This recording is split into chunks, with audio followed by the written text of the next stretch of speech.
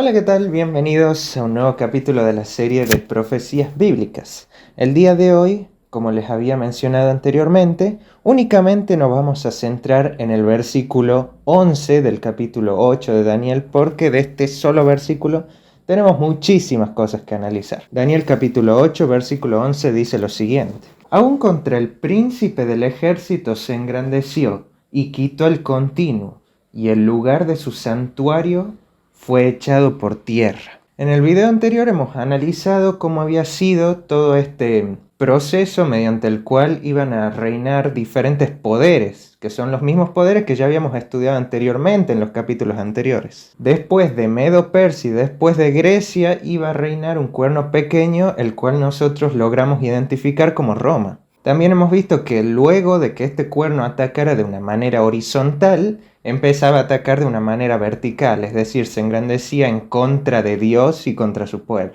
Aún contra el príncipe del ejército se engrandeció. Bueno, ¿quién es este príncipe?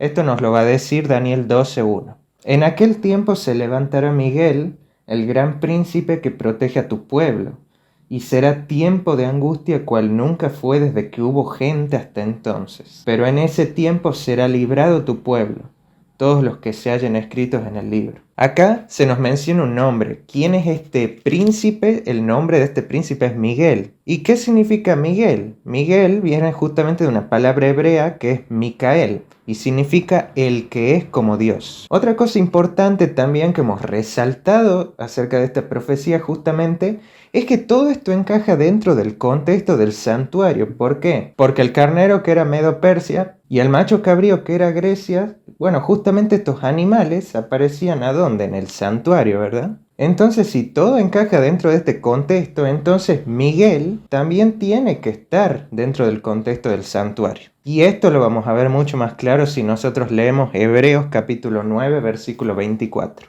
Porque Cristo no entró en el santuario hecho por mano de hombre, que era solo copia del santuario verdadero, sino que entró en el mismo cielo, donde ahora se presenta por nosotros ante Dios. Y acá nosotros ya sabemos simplemente quién es Miguel. Este gran príncipe que está de parte del pueblo de Dios es Jesucristo mismo. Entonces, si este cuerno se engrandece contra el príncipe de los ejércitos, es decir, contra Miguel o contra Cristo, este cuerno entró en una situación de rivalidad contra Cristo. Otra cosa importante también que tenemos que destacar es que en este punto, en Daniel capítulo 8, versículo 11, este cuerno pequeño representa a Roma papal. ¿Esto por qué lo digo? Porque en el video anterior dije que el cuerno pequeño estaba representando a Roma imperial, pero ya en el versículo 11 está representando únicamente a Roma papal, porque Roma papal es la única potencia que se engrandeció y que atacó directamente a Dios y a su santuario, pero esto ya lo vamos a ver a continuación. Se nos dice que este cuerno quitó el continuo. Y acá es donde nosotros ya tenemos que empezar a analizar qué es este continuo que aparece acá. La palabra hebrea que se utiliza para continuo es tamid. Esto lo digo desde ya porque muchas veces puede que en vez de decir continuo diga la palabra tamid, pero es lo mismo. Y justamente su significado es algo que es continuo, es algo que es perpetuo, es algo que es diario. En los capítulos 28 y 29 de Números podemos ver una serie de ofrendas y de fiestas solemnes en relación con el santuario. Y de todas estas, hay una que específicamente recibe el nombre de Tamid, y esta es el sacrificio diario. Ahora nosotros vamos a buscar en nuestras Biblias qué es esto del sacrificio diario. Levíticos capítulo 4, versículos 27 al 29. Y si alguna persona del pueblo pecara por inadvertencia contra algún mandamiento del Señor en cosas prohibidas, será culpable.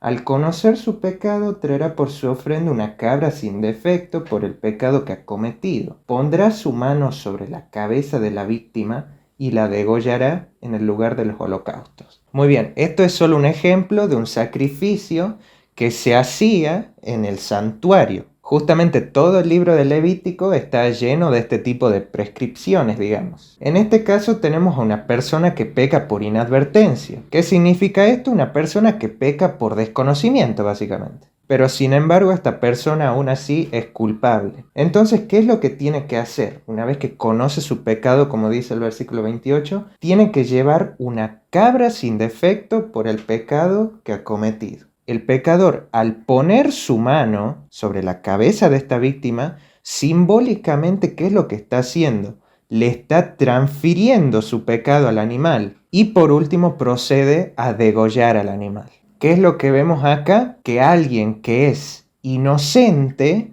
muere en el lugar de alguien que es culpable. Esta cabra, sin defecto, justamente porque no hizo nada malo tampoco, va a morir en el lugar de la persona que cometió el pecado. Y justamente esto representa lo que Cristo hizo por nosotros en el Calvario. Veámoslo a esto muchísimo más claro. Isaías capítulo 53, versículos 4 al 6. Sin embargo, Él llevó nuestras enfermedades y sufrió nuestros dolores, y nosotros lo tuvimos por azotado, por herido de Dios y abatido. Pero Él fue herido por nuestras rebeliones, molido por nuestros pecados. El castigo de nuestra paz fue sobre Él, y por su llaga fuimos sanados. Todos nos descarriamos como ovejas, cada cual se desvió por su camino, pero el Señor cargó sobre Él el pecado de todos nosotros. Pueden ver entonces cómo este simbolismo que nosotros vemos en el santuario mediante la muerte de un animal inocente se cumple tal cual en la muerte de Cristo. Justamente lo que vemos es que se produce una transferencia, porque Jesús, al morir en la cruz, cargó con todos nuestros pecados y sufrió la muerte que nosotros merecíamos, para que nosotros podamos vivir. Entonces la palabra clave aquí es gracia. Dios nos da gratuito perdón y salvación de nuestros pecados. Este es el concepto principal acerca de este sacrificio continuo que se hacía en el santuario. ¿Por qué nosotros necesitamos gracia? Salmos capítulo 19, versículo 12. ¿Quién podrá discernir sus propios errores? Líbrame de los que me son ocultos. Aquí el salmista menciona que él tiene pecados que le son ocultos. Y bueno, justamente este es un ejemplo parecido al que acabamos de ver en el santuario, que una persona peca por inadvertencia. Entonces, ¿por qué nosotros necesitamos gracia? Justamente por esto. Porque nuestro conocimiento acerca de Dios y su voluntad está completamente empañado por el pecado. El pecado nos degradó tanto a nivel mental que no podemos comprender claramente ni a Dios ni a su voluntad. Ahora busquemos Isaías 64:6. Todos somos como suciedad, todos nuestros actos de justicia como trapo inmundo. Todos caímos como hojas secas y nuestras maldades nos arrastraron como el viento. Entonces, ¿qué es lo que nos dice este versículo? Que ni siquiera aún lo más bueno que nosotros podamos llegar a hacer tiene mérito alguno. ¿Por qué? Porque nuestros pecados justamente contaminan aún los actos más justos que podemos llegar a realizar. Y no solo eso, sino que además también busquemos Romanos 6:23. Porque la paga del pecado es la muerte, pero el don gratuito de Dios es la vida eterna en Cristo Jesús, Señor nuestro. En otras palabras, merecemos morir por nuestros pecados. Nosotros no podemos, siendo pecadores, con nuestra mente totalmente contaminada y con nuestro cuerpo totalmente contaminado, no podemos estar en la presencia de un Dios santo y de un Dios perfecto por nuestra condición pecaminosa. Pero es justamente por estas razones que es tan importante lo que Cristo hizo en la cruz. Porque cuando Cristo viene y muere en la cruz, Él cargó con nuestros pecados. Y de esta manera, nosotros que fuimos pecadores, podemos vivir. Entonces, el sacrificio continuo simboliza esta provisión de gracia que Dios nos regala y mediante la cual podemos ser salvos. Por esto, este sacrificio es llamado continuo, porque representa el carácter constante e invariable de la provisión de gracia para los hijos de Dios. Desde la tienda más distante del campamento, el hebreo podía ver el humo que ascendía del santuario, asegurándole que el benefactor divino todavía estaba de su parte.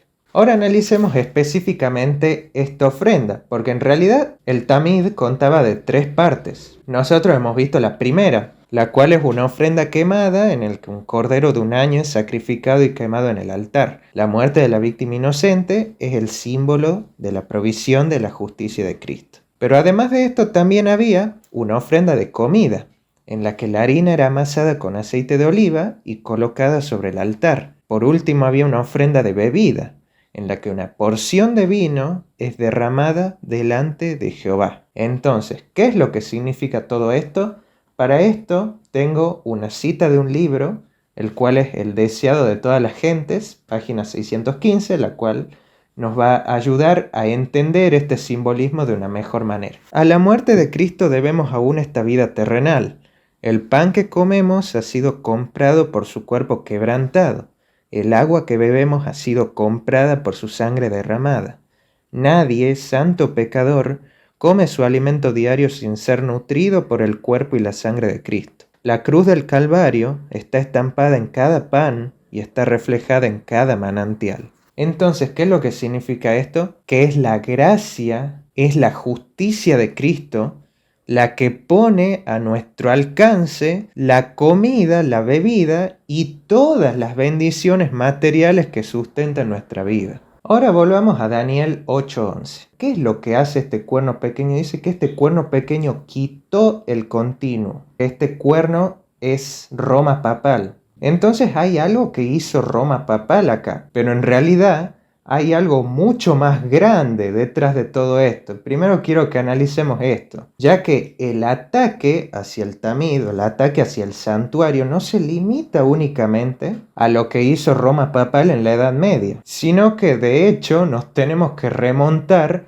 al mismo inicio de la historia humana. Así que veamos algunos ejemplos. En los primeros 3 capítulos de Génesis, nosotros podemos ver cómo fue la creación del mundo. Pero ¿qué es lo que pasa en el capítulo 3 de Génesis? El pecado entró en el mundo. Vemos que Satanás tomó la forma de una serpiente y engañó a Eva para que pecara. Y finalmente terminó cayendo Adán. En el mismo momento que Adán y Eva pecan, Dios ya les provee a Adán y Eva de una solución. ¿Y cuál iba a ser esta solución? El Tamid. Entonces, cuando Adán y Eva pecan, ¿qué es lo que tuvieron que hacer?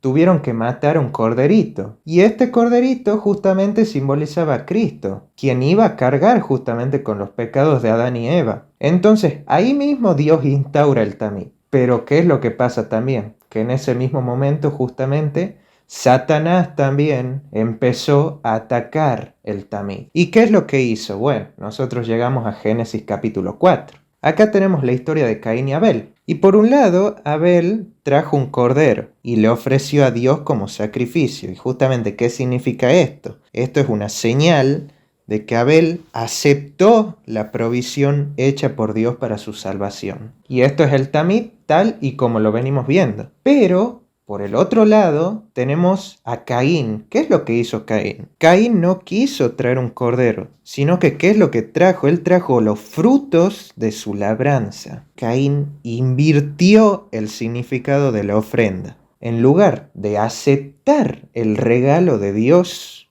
para su salvación, Caín quiso ser él quien le obsequiara algo a Dios. En otras palabras, Caín estaba diciendo, ¿sabes qué, Señor? Yo no necesito tu sacrificio. ¿Por qué? Porque me basta y me sobra con lo que yo tengo, con lo que yo hago y con lo que yo soy. Yo no necesito de tu gracia. Entonces, Abel es un ejemplo de justificación por la fe, porque Abel por fe aceptó el sacrificio de Cristo. Pero Caín, por el otro lado, es un ejemplo de justificación por las obras, porque él estaba diciendo que con sus propias obras y con sus propios méritos, él podía por sí mismo ganarse la salvación, en lugar de aceptar el regalo que Dios le hizo. Entonces, fíjense, cuando Dios introduce el Tamid, Satanás sutilmente introduce esta falsa doctrina, la cual es justificación por las obras. De esta manera lo que quería hacer era pervertir el significado del Tamid.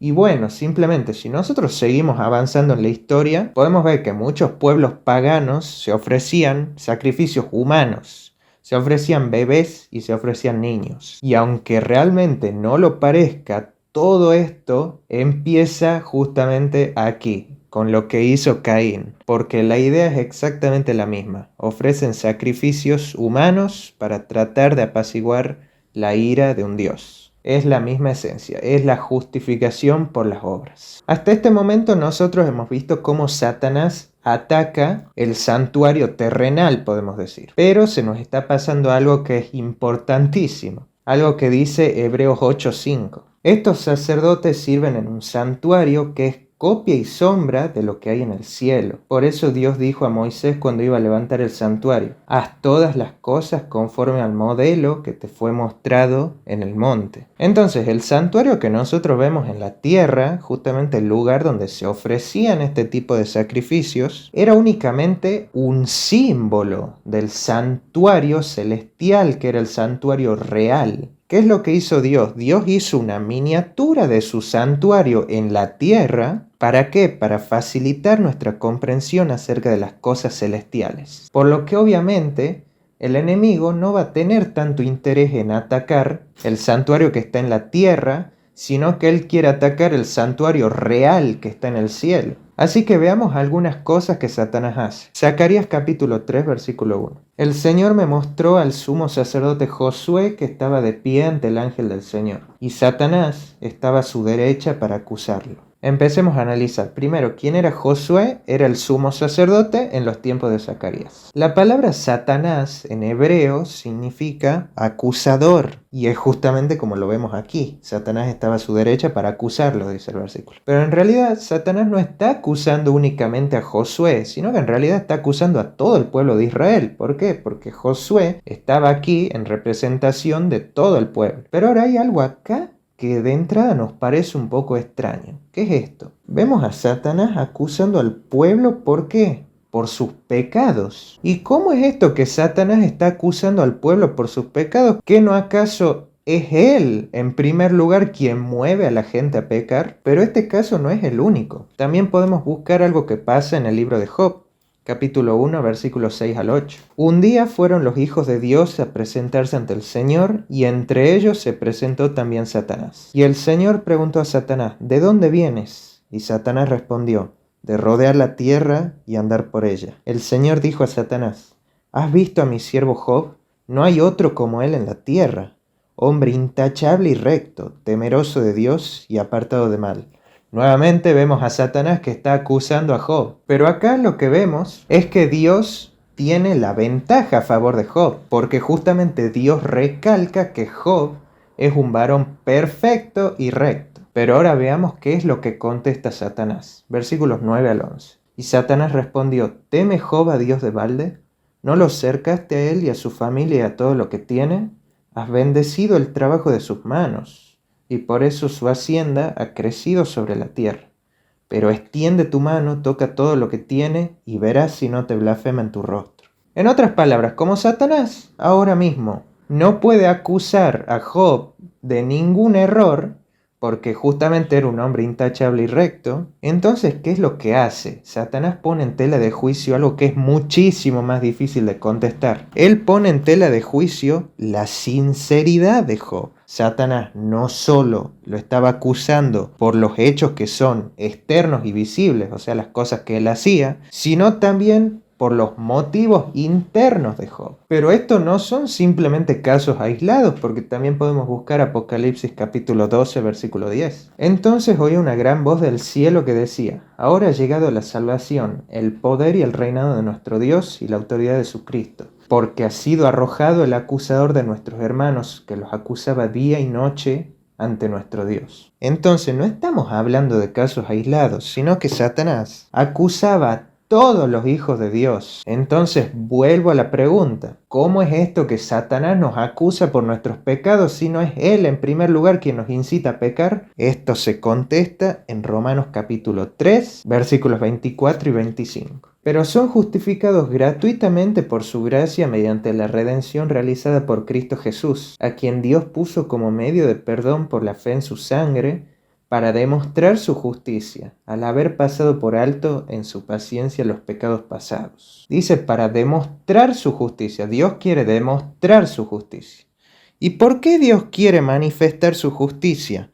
Porque ha sido acusado de injusticia. ¿Y por qué ha sido acusado de injusticia? Nos lo dice el final de este versículo: al haber pasado por alto en su paciencia los pecados pasados. Y yo pregunto, cuándo es que Dios pasó por alto nuestros pecados pasados. Y es justamente con esto del tamid, porque con el tamid Dios nos concede justificación y perdón a todos los pecadores. Entonces simplemente con esto nosotros ya entendemos cuáles son los verdaderos motivos detrás de los ataques de Satanás. Cada acusación que Satanás le hace a los santos es en realidad una acusación hacia Dios. Satanás está acusando a Dios de ser, ¿qué cosa? Indulgente con el pecado. Entonces el planteamiento de Satanás es el siguiente: si Dios perdona a los pecadores, entonces no es justo. ¿Por qué? Porque la paga del pecado es la muerte. Está siendo indulgente con el pecado. Eso es lo que dice Satanás. Pero por el otro lado, si Dios castigara a los pecadores con todo el rigor de la ley, Dios no es un Dios de amor. Pero ¿cuál es la solución que Dios ha dado a todos y cada uno de estos ataques? Nuevamente volvemos a la cruz. Porque aquí Dios demostró ser un Dios de amor porque nos concede gratuito perdón y salvación por nuestros pecados, y al mismo tiempo también demostró ser justo porque el castigo que el pecador merece, es decir, la muerte, también fue pagado porque ya hubo una muerte, la muerte de Cristo. En la cruz, en el Calvario, se encuentran la justicia y el amor de Dios. Y ahora nuevamente volvamos a Daniel 8:11, porque ya sabemos cómo Satanás ha tratado de pervertir el verdadero significado del tamid y del santuario. Pero ahora, ¿qué es lo que va a hacer Satanás? Va a utilizar como instrumento al cuerno pequeño, es decir, a Roma papal, justamente para seguir haciendo esto. Así que ahora vamos a ver qué es lo que hizo Roma papal. Por un lado, surgió la doctrina ex opere operato. En español, el hacer la obra basta. ¿Y qué significa esto?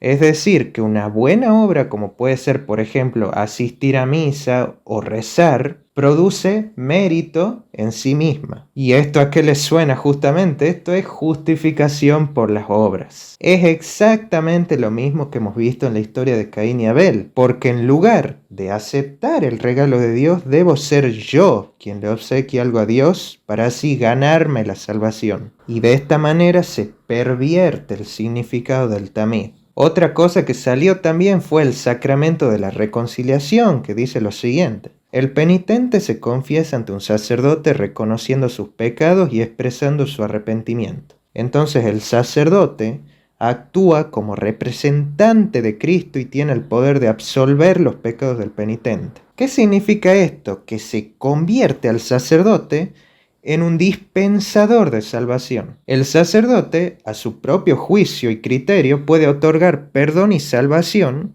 a quien él quisiese, y asimismo también negárselo a quien él quisiese. Pero el planteamiento es el siguiente: si mi salvación queda en manos de un hombre, es decir, si de él depende que se me conceda o no la salvación, entonces, ¿qué es lo que quiere decir esto? Que el tamid ya no está con Cristo en el cielo, sino que ahora ¿dónde está? Está acá en la tierra con este sacerdote que me está concediendo a mí el perdón. Entonces, ¿se dan cuenta de lo peligrosa que es esta doctrina? De esta manera, Satanás, utilizando como instrumento a Roma papal, lleva a cabo este ataque hacia Dios y hacia su santuario. Pero sin embargo, esto no termina aquí, porque Daniel capítulo 8 versículo 14 dice lo siguiente: y él respondió: hasta 2300 tardes y mañanas.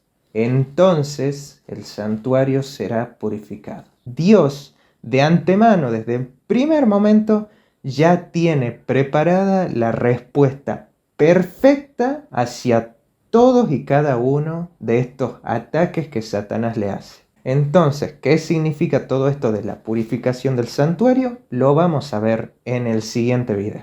En el siguiente video vamos a terminar con el capítulo 8 de Daniel, pero sobre todo nos vamos a enfocar en el versículo 14, porque acerca de esto de la purificación del santuario también tenemos muchísimo que decir. Así que ya saben, cualquier cosa me la dicen aquí abajo en los comentarios y nos vemos en el siguiente video. Adiós.